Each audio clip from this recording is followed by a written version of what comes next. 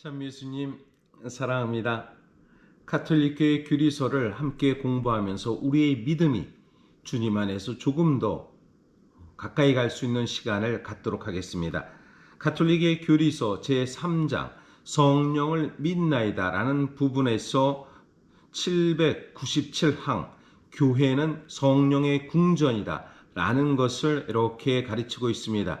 즉 교회라는 말에서 우리가 언뜻 들으면 천주교 신자들은 개신교 교회를 생각하게 됩니다. 우리는 성당이라는 개념을 갖고 있다고 말하지만 그러한 이해가 아니라 교회에는 거룩한 사람들이 모인 성도들이 거룩한 사람, 즉 성도들이 모임을 한 집합체, 그러면서 그 모임을 하느님의 백성이라고도 말하지만 그 근본의 뿌리에는 교회의 기둥처럼 바탕에는 바로 그리스도 예수님께서 함께 하신다. 그래서 교회는 그리스도의 신비체라고도 먼저 말하고, 그리고 그 신비체가 이루어진 것 안에 거룩한 사람들이 모여 있다라고 하느님의 백성이라고 말합니다. 그러면서도 또 한편 교회는 성령의 궁전이라고 말하는 것입니다. 성령께서 그리스도의 지체들, 그리스도의 몸인 교회와 맺으신 관계는 우리의 정신, 곧 우리의 영혼이 우리의 육체와 가지는 관계와 같다. 우리의 영혼이 우리의 육체와 맺은 관계와 같다라는 것은 우리의 육체지만 그러나 우리는 영혼이 있다라고 말하는 것처럼 교회의 관계 안에서 있으면서도 그 안에 바로 성령이 그 안에 이루어진다. 그리스도의 몸을 이루는 모든 지체가 서로, 그리고 그 으뜸인 머리와 결합하는 것은 숨은 원리로서 그리스도의 성령의 작용으로 보아야 합니다. 그리스도의 성령의 작용으로, 즉 우리에게는 우리는 성부와 성자와 성령, 성부의 하느님, 성자의 하느님, 성령의 하느님. 그래서 우리는 그러나 이분이 따로따로 있는 것이 아니라 같이 있기 때문에 성령의 하느님이 우리 안에, 그러나 성령은 눈으로 보이지 않는 하느님의 거룩한 영이지요. 그래서 이 영이 우리 안에서, 즉 교회의 백성 안에 개별적으로 또 성령의 작용이 교회의 구조 안에서 성령의 작용이 있다라고 우리는 고백하게 되는 것입니다. 그것은 성령께서 온전히 그 머리 안에 계시며 온전히 그 몸 안에 계시고 또 온전히 각 지체들 안에 계시기 때문입니다. 그리스도의 신비체 안에 그리스도의 머리로서 우리는 각 지체로서 그 신비체를 이루는 것 보면 우리는 죄인들이죠. 어느 때는 잘못을 범합니다. 그러나 죄인들의 공동체 안에서 거룩함으로 지향되는 것은 그 안에 우리가 거룩한 사람이 되어가는 한 단계, 즉 성령의 사람이 되어가는 것을 이야기하는 것입니다. 그래서 성령께서는 교회를 살아있는 하느님의 성전의 궁전이다, 살아계신 하느님의 성전이다라고 이렇게 말씀하십니다. 성 이레네오 성인은 이단 반박에서 이렇게 말합니다. 과연 하느님의 선물은 교회에 맡겨졌습니다. 그리스도와 이루는 친교, 곧 불멸의 보증이며 우리의 신앙의 확인이요 하느님께로 오르는 사다리인 성령이 교회에 주어졌습니다. 교회가 있는 곳에 하느님의 영이 계시고 하느님의 영이 계신 곳에 교회와 모든 은총이 있기 때문입니다.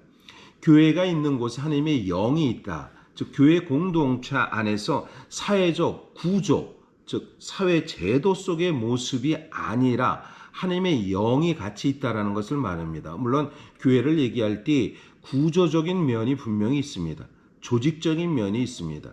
그러나 구조와 조직만이 있는 것이 아니라 교계의 제도로서 보여지는 것이 아니라 하나님의 영의 움직임이 그 안에 살아 움직인다는 것을 얘기합니다. 그것이 성령의 움직임이라고 말하는 것이지요.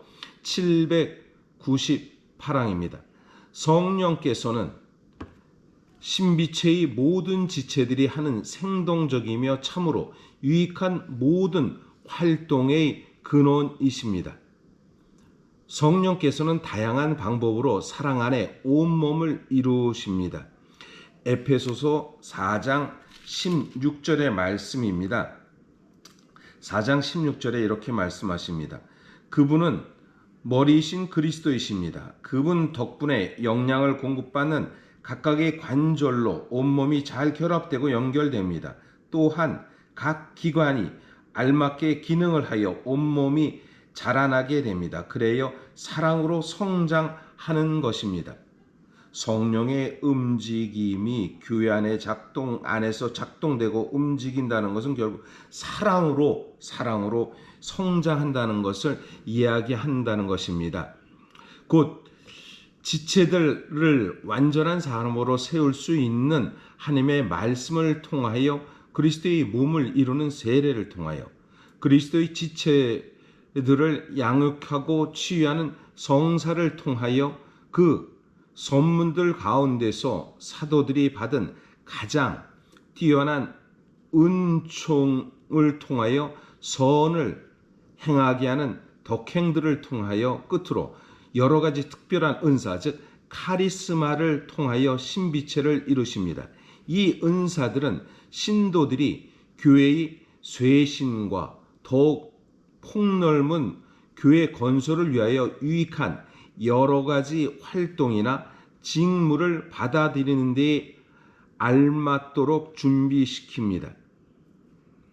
우리에게는 우리 믿음 즉 신앙이 있습니다.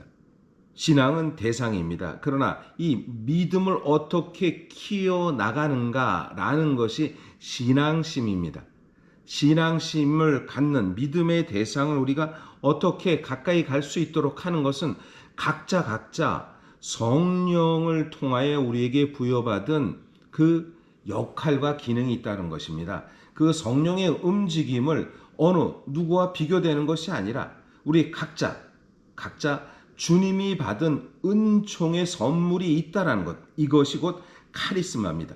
카리스마는 은사로서 하느님의 영, 즉 성령의 선물이 우리 안에게 분명히 있다라는 것을 우리가 인지하도록 받아들이도록 하는 것을 깨닫게 하는 것. 물론 이것이 이성적으로는 이루어질 수 없습니다. 그렇기 때문에 우리의 이성이 이해되지 않기 때문에 그럼 무엇인가?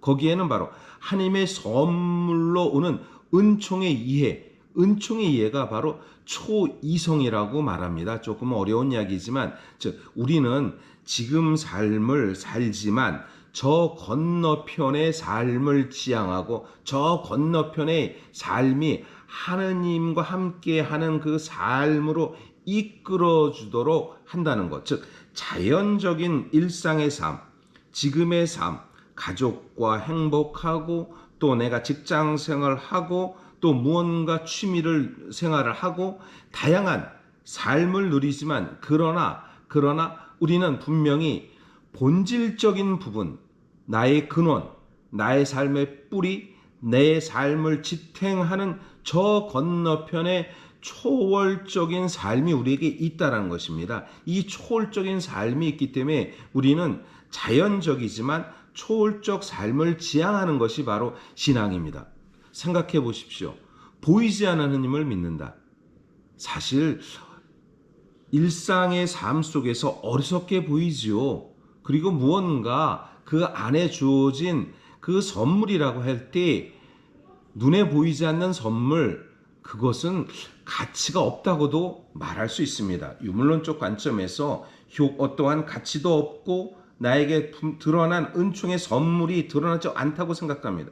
그러나 우리는 분명히 우리 자신을 변화시키고 저 건너편의 초월적 삶이 우리에게 온다는 것, 그것이 신앙으로서 특별히 우리 그리스도인들에게는 그리스도 예수님을 통해서 우리 안에 온다는 것, 그 그리스도 예수님을 통해서 온 것이 성령의 작용 속에서 각자의 은사, 하느님의 주어진 선물이 우리에게 부여된다는 것, 이것을 받아들이는 것, 이것이 곧 신앙의 선물, 즉 교회는 그래서 성령의 궁전이다라는 것을 이렇게 얘기하는 것이죠. 그럼 다음 시간에는 은사에 대해서, 즉 카리스마에 대해서 함께 공부하도록 하겠습니다. 네, 오늘도 행복한 하루가 되시기를 바랍니다.